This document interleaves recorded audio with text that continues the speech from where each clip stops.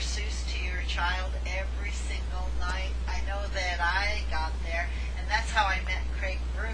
He is the children's author of the alternate Dr. Seuss. Great stories about adventures that a little boy has. You can find out more at andrewandpheeloadventures.com. Welcome to the show, Craig. Well, thanks, Michelle. It's so great to have you. Now, you've written 2 books. Hold them up because I don't have my copies with me. Okay, here's the first one. And this is our baseball book. And this is where Andrew and Feelo the dragon go to a baseball game to enjoy it.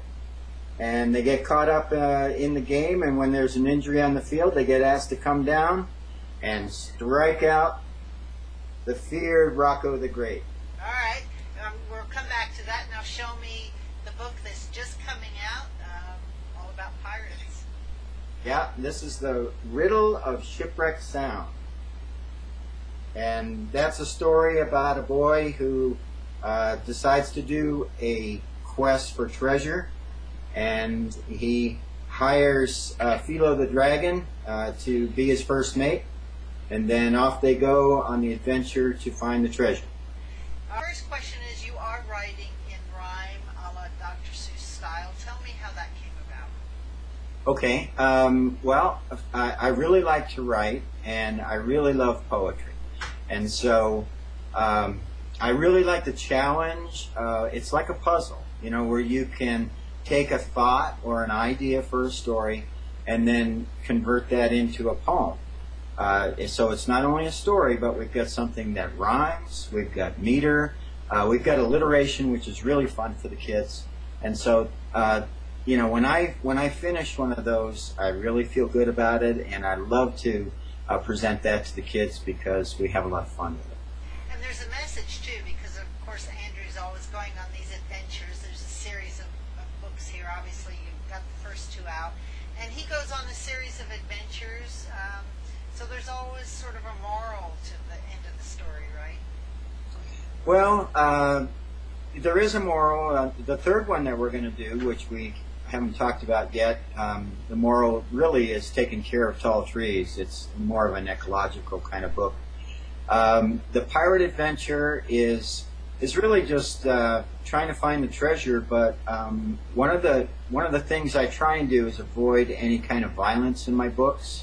So when they have the confrontation with Captain Plunder, who is this, you know, nasty pirate, you think there's going to be a battle, but actually it's a battle of wits.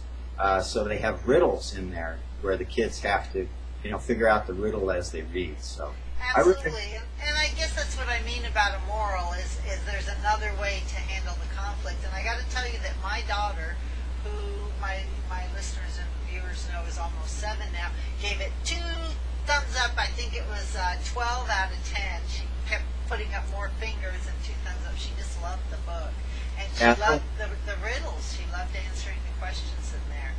Excellent. Yeah, well, that's the best review of all. The best review when kids say it's a great book, or they want the parent to read it over and over and over again. And that's exactly what happened with you know, Dr. Seuss, is that the kids like it so much. They like the wordplay and the sounds of the words and all the things that Dr. Seuss was a genius at. You know, and that's what made it so that they wanted to hear more. And when you get a little tired of reading the same story overnight, you know, or every night, then you have to start making up your own, which is exactly what I did. Very good. One of the things I really love about your books, and I'm sure our viewers noticed, is the fantastic illustrations. Talk to me and show me a couple more of the illustrations in your book. Okay. I want to talk about my illustrator for a second. Her name is Lynn Trosham. She is a wonderful, wonderful artist. Her background was that she used to work for Hanna-Barbera Studios in California, and she's in Colorado now, so I'm very fortunate to have her. Her illustrations are spectacular, and I will show you a few. From our newest book, we have an illustration where Andrew the boy is looking in the bookstore, and we call it our reality fantasy page. and I don't know if you can see that, but Absolutely, yeah. okay. And Peeking behind.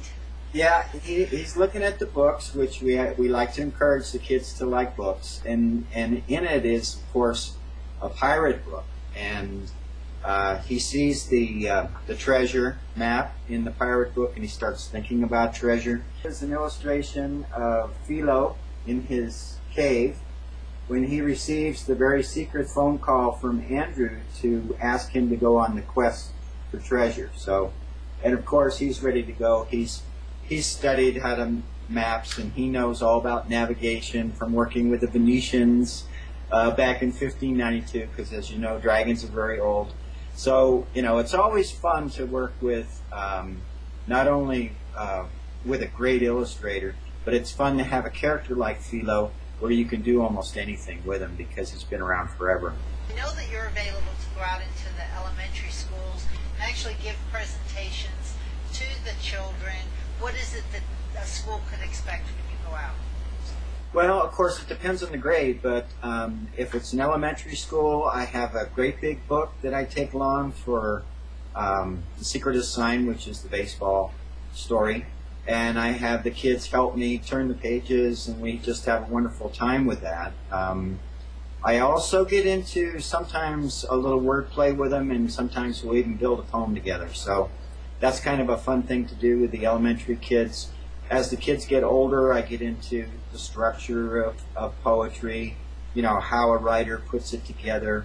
And I've even talked to high school level kids where we get into things like alliteration and onomatopoeia and that kind of thing. So it runs a gamut, and I enjoy all of those groups. I've loved the first two. I can't wait for the third one to come out. In the meantime, everybody can go get the first two books, give them as presents, give them out at the holidays, get them for your own kids, your grandkids. Thanks so much for being a guest today. Oh, it's my pleasure, Michelle. Thanks for having me.